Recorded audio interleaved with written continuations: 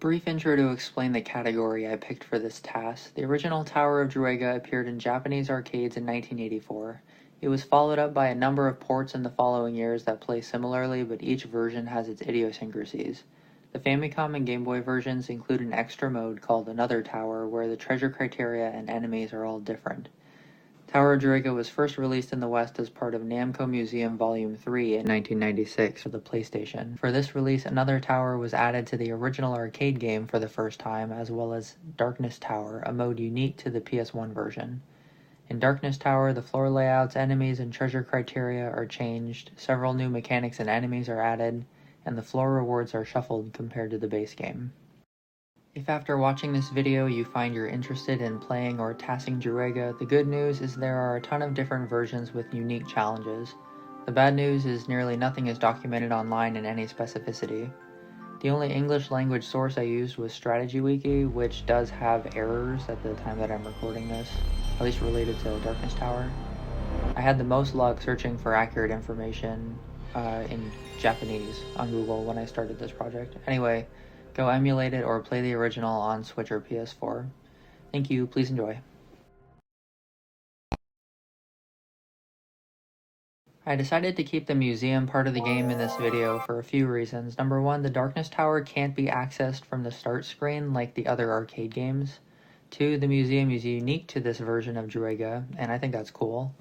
And three, it's nostalgic. I played this as a kid, and back then Druaga really stumped me. I don't think I made it past the third or fourth level.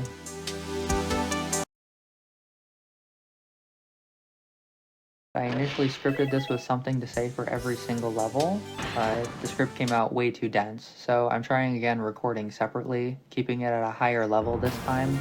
There's still a lot to talk about, but it's not going to directly pertain to what's on screen most of the time.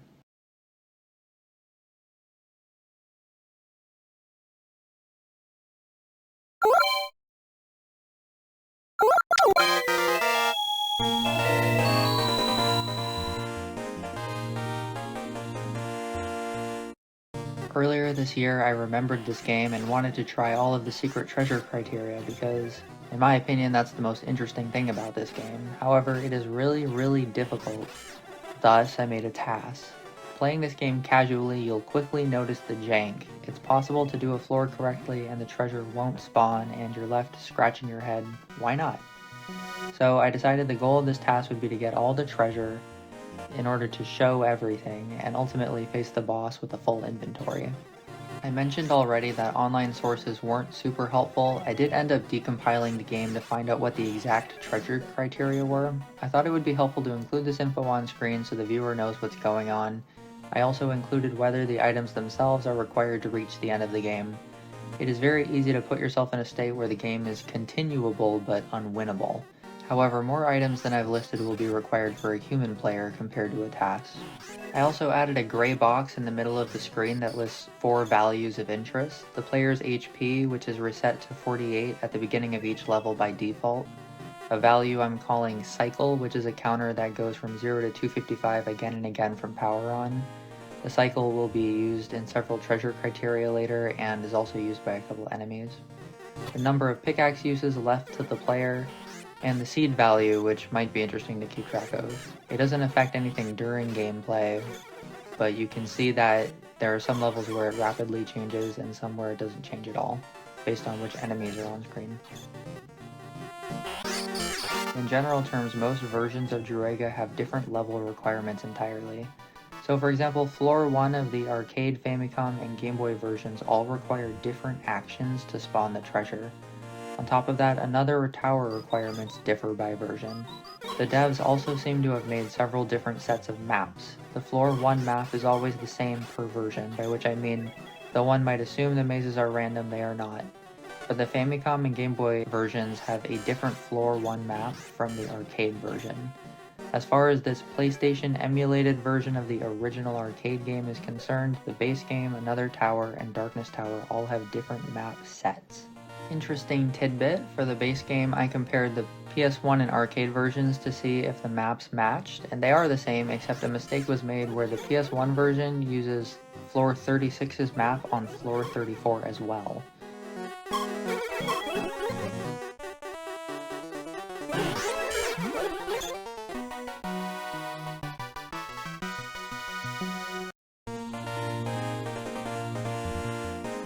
Pickaxes are the most important items for routing in this game. Walking across the map takes forever and sometimes puts you unavoidably in the path of an enemy, so a means to create your own shortcuts is welcome. Using a pickaxe is done by facing a wall and swinging the sword while not moving. Pickaxes are a little complicated. With the copper pickaxe I can break one wall for free, but if I use it again and the counter drops to 0, the pickaxe breaks and is lost forever, making the game unwinnable. If I use a pickaxe on the outer edge of the map, it is lost instantly. The game keeps track of the maximum pickaxe uses per level, and collecting the treasure acts as a refill, meaning the copper pickaxe can be used twice total per level. At this point in the task, I have the silver pickaxe, which has a randomized number of uses per level. Although up to 3 free uses are possible, in a casual playthrough the player can't see how many are left, meaning it is wisest to treat the silver pickaxe as though it is copper, for fear of breaking it. The silver axe is a strange item, but even stranger, of the 4 pickaxes, silver isn't actually required to reach the end of the game. Copper can be directly upgraded to gold. Once the gold pickaxe is attained, pickaxe usage is effectively unlimited, so routing after that point is much simpler and the strategy becomes more or less go in a straight line to the objective. Most other items are adequately explained in the descriptions I've added on screen, but there are a few that deserve extra info. First, the jet boots are the first item gained in this version. They double movement speed from 1 pixel every 2 frames to 1 pixel every frame. In most circumstances, I'd obviously want to move faster, but the specific way movement works has some ramifications for gameplay. Without jet boots, movement updates every other frame while facing direction updates every frame, meaning with frame-perfect inputs I could spin in place.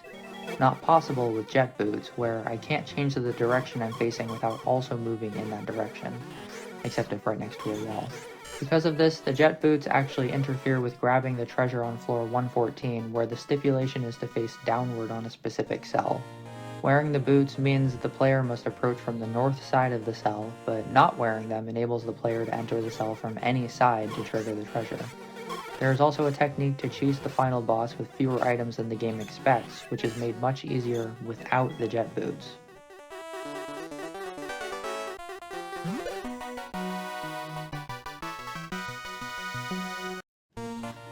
The current floor requires me to wait for the timer to run down, so I thought I'd fill the time with a little skit.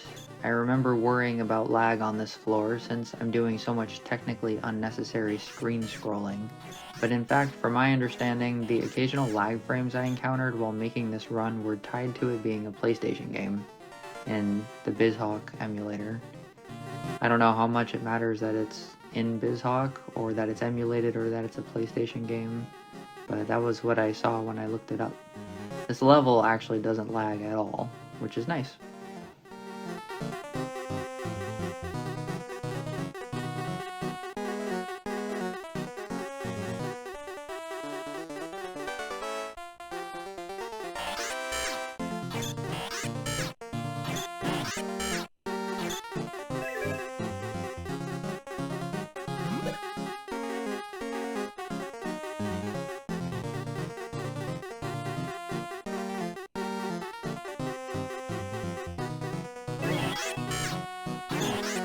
The player also carries a shield, which is used to block spells from wizards, slimes, ghosts, and Druaga himself.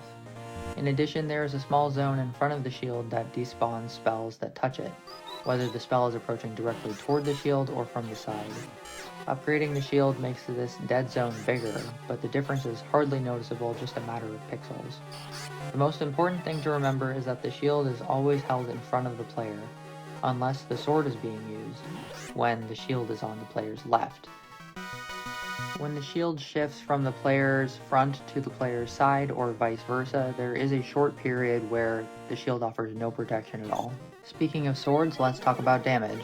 First off, enemies will kill the player on contact if the sword is sheathed.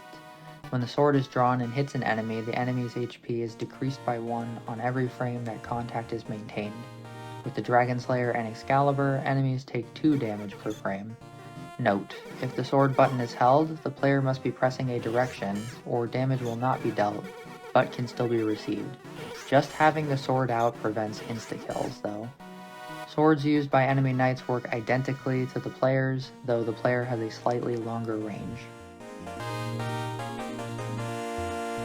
The current floor uses the cycle counter for its treasure. When I looked online, the instructions said to stand by the outer wall for about 10 seconds, but actually the requirement is to touch the wall, then wait for the cycle to hit 0 3 times, and then touch the wall again. It doesn't even need to be the same wall.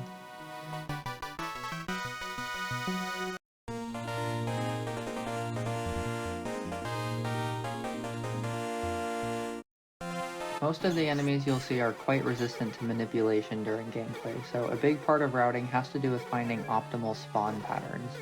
I pause at the level exit door a lot towards the beginning of the run while waiting for enemies to advance the seed. Due to how the RNG works though, any given level will lead to maybe 5 to 8 total layout options for the following level. The function that rolls coordinates for objects including enemies, doors, and keys is very limited, and despite how big the map is, an 18 by 9 cell grid, relatively few cells can actually be rolled. This self-defeating random spawn function is further inhibited by a limited RNG function, where depending on the seed value on the frame that the player presses start on the Druaga title screen, object coordinates can be stuck choosing between as few as 7 cells for the duration of the playthrough. Every port of this game that isn't just emulating the arcade ROM has changed the spawning so that spawns aren't locked to the diagonals like in this version.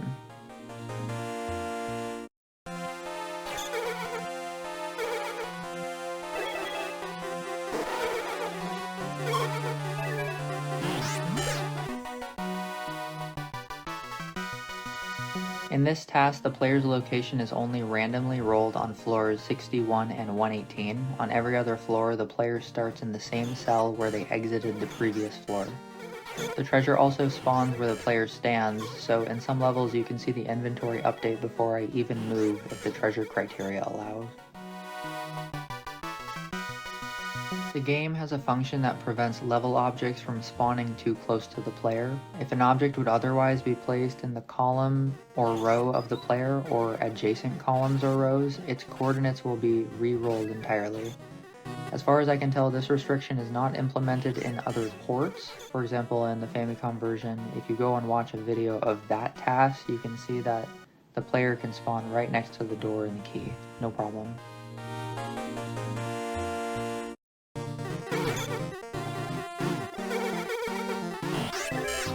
The presence of books in this game, such as the Bible in this level, were a part of the reason I wanted to get every item in this run. Since books are optional, and any percent run would of course skip them, but in my opinion it isn't very interesting to watch a run with no books, where, after a point, all levels are just a black void. Here's an example of a level being played like that.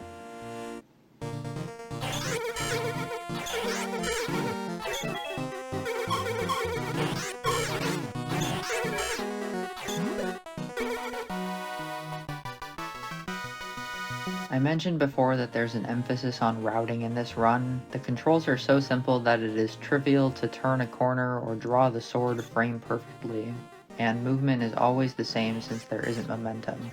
Therefore, the main challenge was finding the shortest path in a given level. Some floors really are about going to the key, the treasure, then the door in quick succession, with small detours to accomplish the treasure criteria. But there are still plenty of levels where the player has to cover a lot of distance. At this point, I still have the silver pickaxe, so routing a long level like this weighs heavily on the choice of which walls I can break for shortcuts, or how many I can even break in a given layout.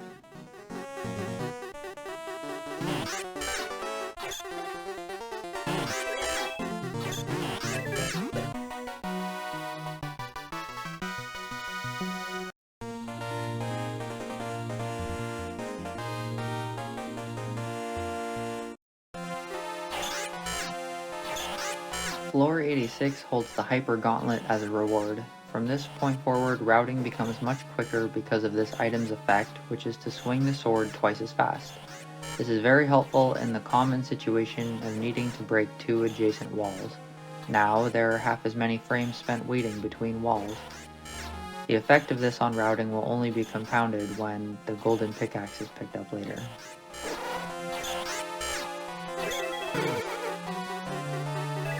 Throughout the rest of the video, I'll be talking about the different types of enemies. A new addition to Darkness Tower, enemies with size variations behave exactly the same as their regular counterparts. The difference is purely graphical.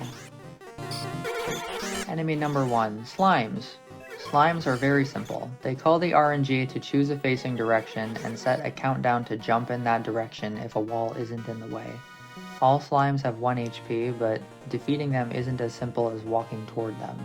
There's some jank with the way a slime's coordinates update when it moves that can set it inside the player, killing the player when they think the sword should have made contact. All slimes except green and black have the ability to shoot magic spells. These are color-coded and shared with ghosts and wizards, and they have several different effects, including the standard spell that stops when it hits a wall, a spell that destroys a wall, a spell that goes through walls, and a spell that places a fire on the ground. Unlike ghosts and wizards, slime spells are not fired based on an RNG timer, rather, all slimes on a map will fire a spell when the cycle counter loops to 0. Odds are, though, slimes will be facing walls when the counter loops, and the player won't see anything happen. This version of Druaga added a white slime that will be invisible unless you get the book on floor 96. Also, quick note for floor 90, this floor has a unique mechanic where the map switches every time the cycle loops, but only if I hold a direction. In this run, I stalled the switch to funnel the blue wisp into a more advantageous position. Although floor 90 has its own map, once it starts switching, the map will loop through the maps for floors 61 to 64 repeatedly.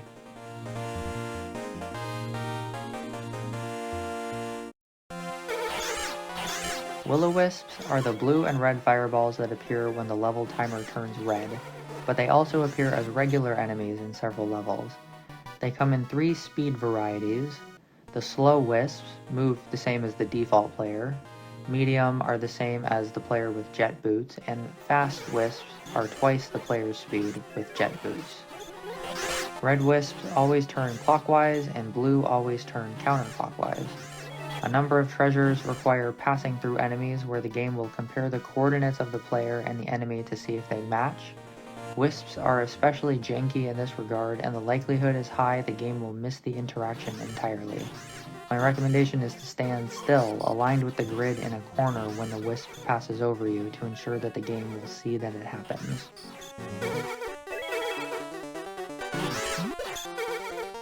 This coordinate comparison check can also fail for knights. For knights, I'm also including the 2 lizard men enemies. Knights are the most complex enemy type. Each variation has a different amount of HP. When the player is nearby, they will aggro to the player's position, but can be misdirected pretty easily by moving in particular ways. Higher level knights have a bigger aggro radius, for lack of a better term. All knights except the mirror knight, the gray one, and a special knight on floor 119 move the same speed as the default player, and the former pair match the speed of jet boots. I had thought while making this, absent the player, they only move clockwise, but looking through this footage, occasionally they break this rule. Not really sure how that works. As far as I know though, knights don't ever call RNG. Also, a little gimmick just for knights, when killing them the player restores HP, and the amount restored is based on which type of knight was defeated and which sword the player carries. This version of Druaga adds a blue lizard man that can only be damaged with Excalibur.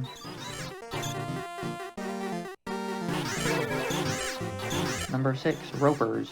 Ropers are the guys with the wiggly arms. They appear to have some kind of aggro like knights, but it's as if they lose interest quickly.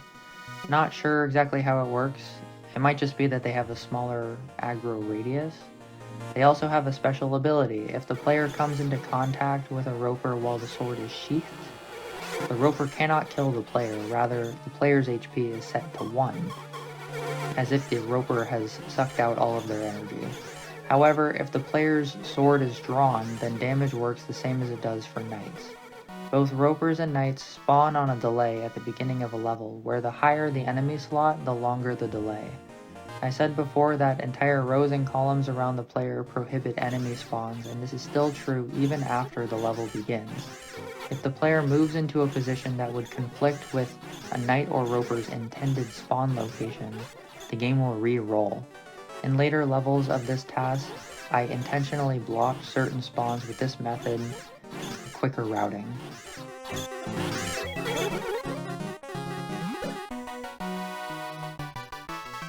Dragons appear to have the same light aggro as ropers.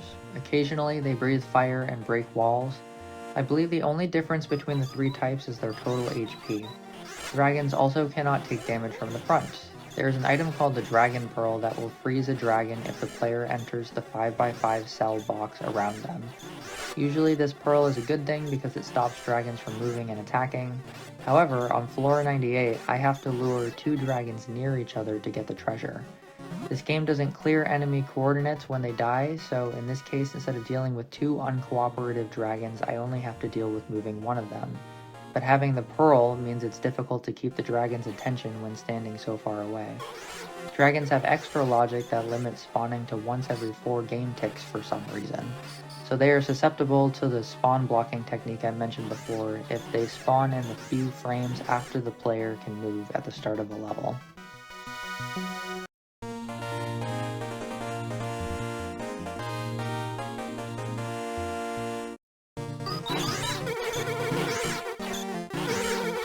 This is the only level where the treasure can be won in 2 different ways, based on whether the player has the green or red ring in their inventory.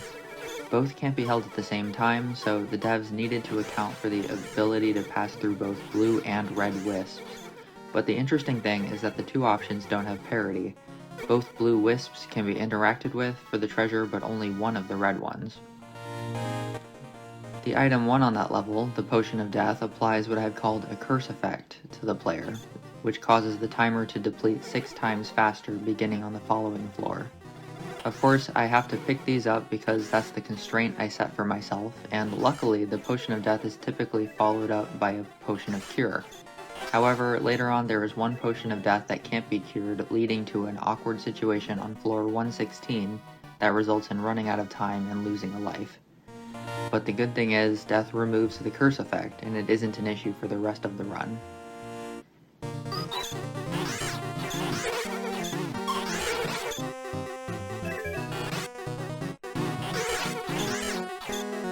Wizards are annoying to say the least.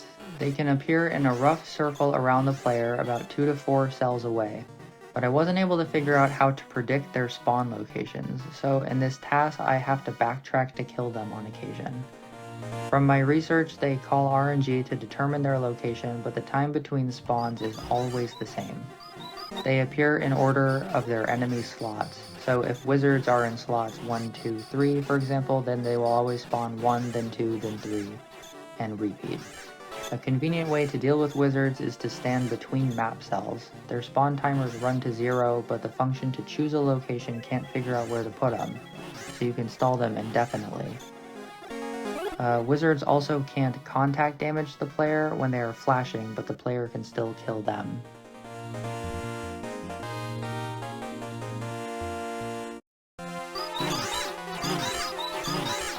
Ghosts can pass through walls, shoot magic spells, and always move toward the player in a predictable way. In contrast to wizards, it's nice to have an enemy so easy to work with. They travel in a straight line until they hit a wall. At that point, the game checks the horizontal and vertical distances to the player, and ghosts will always choose to move the direction of the longer distance. If those 2 distances are equal, ghosts favor moving horizontally. The one weird quirk about them is that despite not needing RNG for movement, every time ghosts pass a cell center, RNG is advanced. For this reason, it was important while making this task to avoid killing them when possible, so that I had a reliable way to roll RNG at the end of the level for more options at level transition.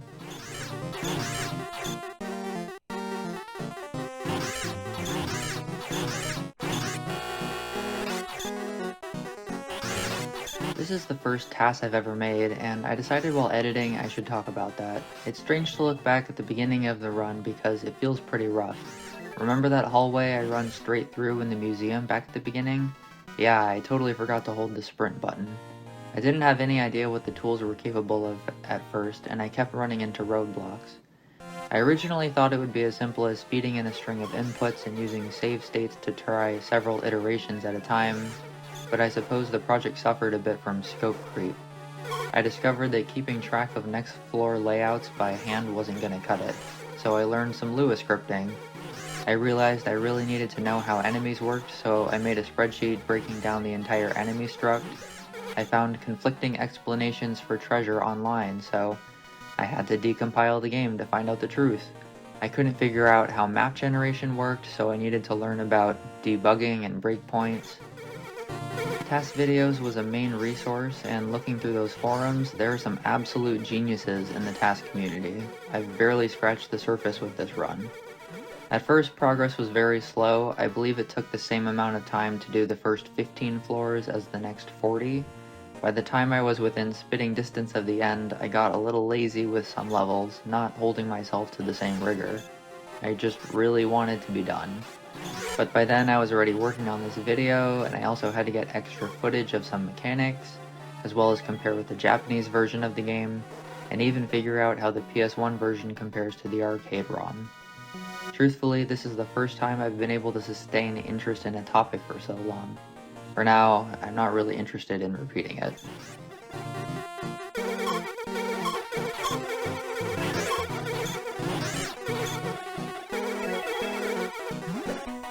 The final enemy is Druaga. You know, I intended to pronounce the name correctly, Druaga, like Doruaga in Japanese, but I couldn't manage to stick with it. My kid self is going to pronounce it the way they did over 20 years ago, whether I like it or not. His fight is preceded by 3 special enemies, a Hyper Knight that moves twice as fast as normal, a wizard that has 3 clones of itself, and a dragon that can be killed in one hit but only if the player has the ruby mace. As for Druaga himself, he moves at jet boot speed, can fire magic spells, aggros to the player when nearby, and can go through walls like ghosts.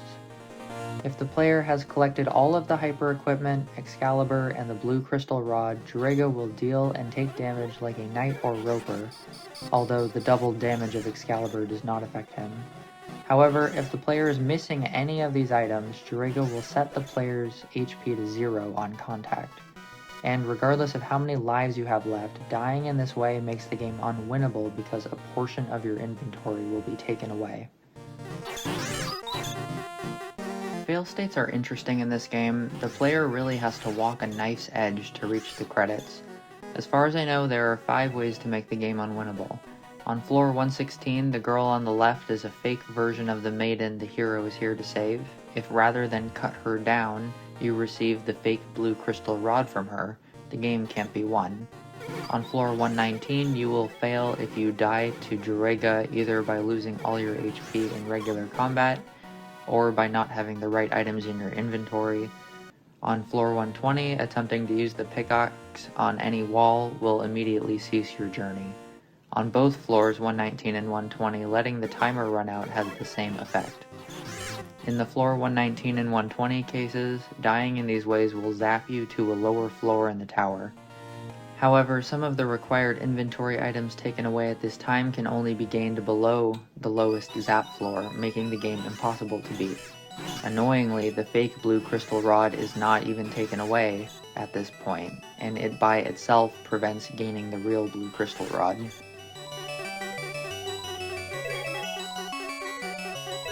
To finish off this commentary, I have to talk about an interesting bug I found. The player's HP can over and underflow in certain situations. For overflowing, if the player were to kill enough knights to raise their HP past 255, it would wrap back through 0. After a quick look, I don't believe this is possible with the enemy configurations in any given level. However, the underflow issue is much more interesting here. If the player takes damage from 2 or more enemies at the same time, HP can go from positive to negative in 1 frame, wrapping around through 255 and skipping 0, thus avoiding death. Alternatively, if one of the involved enemies would kill the player on contact, the game calculates the damage in the order, set the player's HP to 0, and then subtract 1 from the player's HP. This interaction applies to the Druaga fight as well.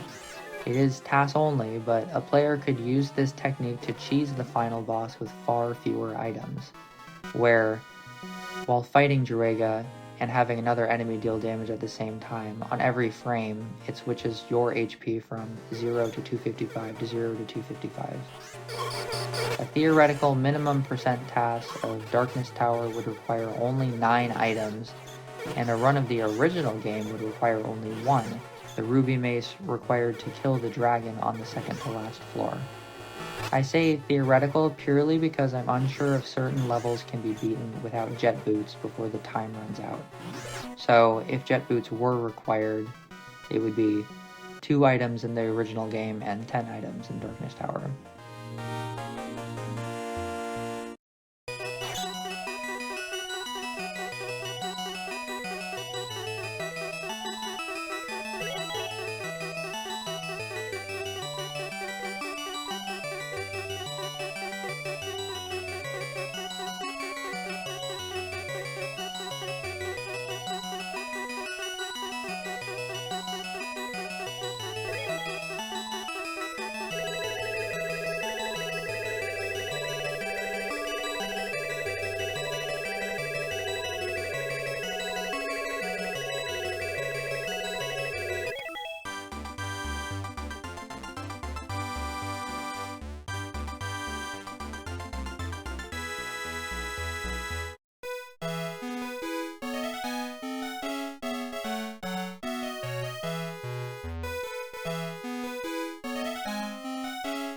Anyway, that's the run.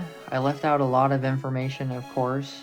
If you have any specific mechanical questions about this, or like if you're interested in trying to test this game or the original arcade version, I might be able to help you out with some info. I really appreciate anyone watching this. It took me about 6 months from the beginning of this project until the end of this video, and I probably only finished because I set a hard deadline for the end of 2025. Thank you so much for watching.